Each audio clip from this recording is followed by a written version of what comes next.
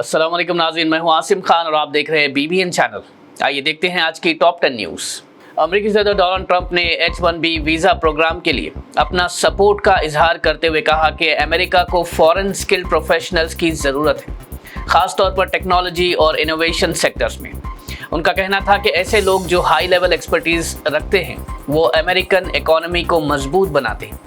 Trump का कहना है कि अमेरिका के पास अपने मुल्क के अंदर इतने टैलेंटेड लोग नहीं हैं जो तमाम नौकरियों को पूरा कर सके। इजराइल के पार्लियामेंट केनेसेट ने फर्स्ट रीडिंग में एक मुतनाज़ा बिल मंजूर कर लिया है जिसमें उन फ़लस्तीनी कैदियों को सज़ाए मौत देने का इख्तियार दिया गया है जो इजरायली शहरियों के कत्ल के जुर्म में दोषी करार दिए गए। ये bill far right minister Itamar Ben Gvir की पार्टी ने पेश किया। ये बिल अब कमेटी के रिव्यू के लिए भेजा गया है और उसके बाद 2 और रीडिंग के बाद इस बिल को फाइनल अप्रूवल मिल सकता है। दूसरी जानिब ह्यूमन राइट्स ग्रुप्स और अब अरब लॉ मेकर्स ने इस बिल को डिस्क्रिमिनेटरी और इंसानी हुकूक के खिलाफ करार दिया है।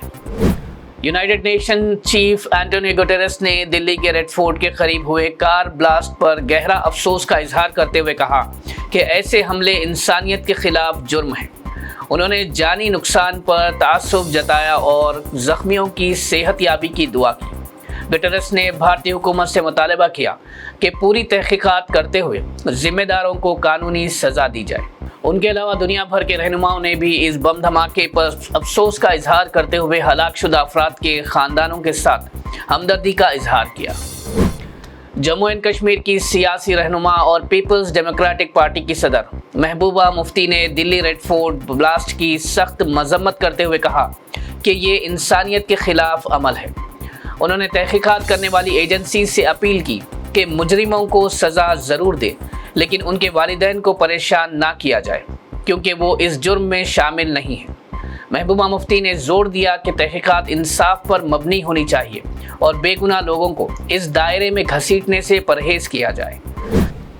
कांग्रेस लीडर और लोकसभा MP KC वेणुगोपाल ने union home minister Amit Shah से दिल्ली के तारीखी रेड फोर्ट के करीब हुए ब्लास्ट पर जवाब तलब किया जिसमें कम से कम 8 लोग हलाक हुए। उन्होंने इस वाक़ये को क्लियर सिक्योरिटी फेलियर करार देते हुए कहा कि हुकूमत पूरी तरह नाकाम रही।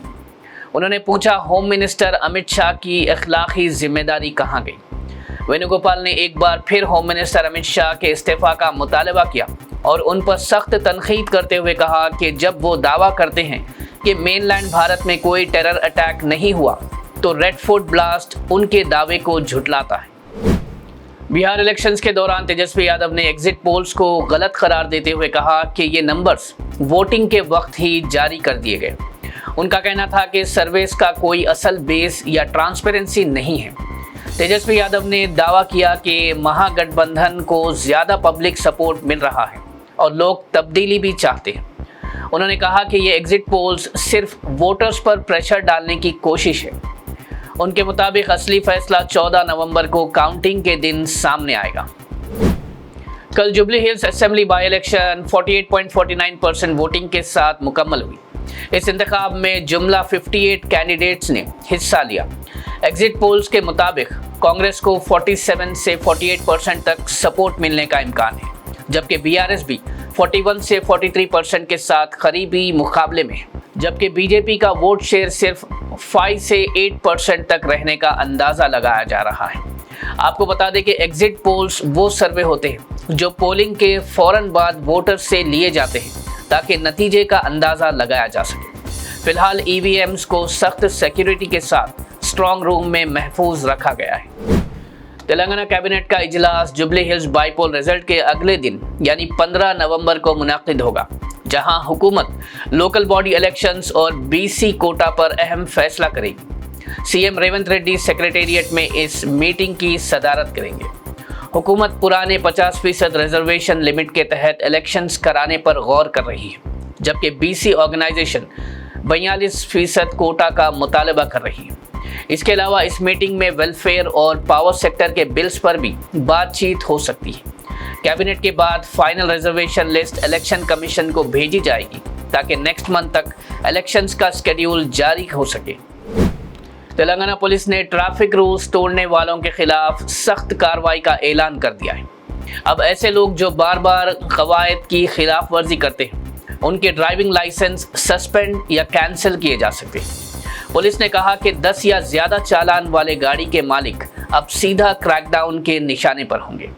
آفیشیلز کی جانب سے عام سفر کرنے والوں کو یہ مشورہ دیا گیا ہے کہ وہ اپنا لائسنس، رجسٹریشن، انشورنس اور PUC سرٹیفکیٹ چیک کریں اور ٹریفک سائنز اور ہیلمٹس و سیٹ بیلٹس کی پابندی کریں۔ حکومت کا کہنا ہے کہ یہ قدم سڑکوں پر بہتری اور روڈ سیفٹی بڑھانے کے لیے اٹھایا گیا ہے۔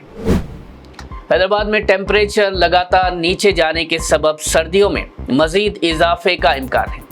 موسم ڈپارٹمنٹ کے مطابق شہر کے کچھ علاقوں میں رات کا ٹیمپریچر 13 ڈگری تک گر گیا ہے، جبکہ آنے والے دنوں میں یہ 11 ڈگری تک پہنچ سکتا ہے۔ صبح کے اوقات میں ہلکی دھند اور ٹھنڈی ہواؤں کے سبب سے شہر کا ماحول اور بھی سردی والا بن گیا ہے۔ IMD نے 16 نومبر تک اس ٹھنڈی لہر کے جاری رہنے کا امکان ظاہر کیا ہے۔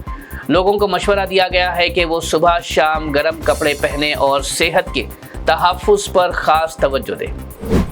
ناظرین، یہ تھی آج کی ٹاپ 10 نیوز۔ دیکھتے رہیے BBN چینل۔ مجھے دیجیے اجازت۔ اللہ حافظ۔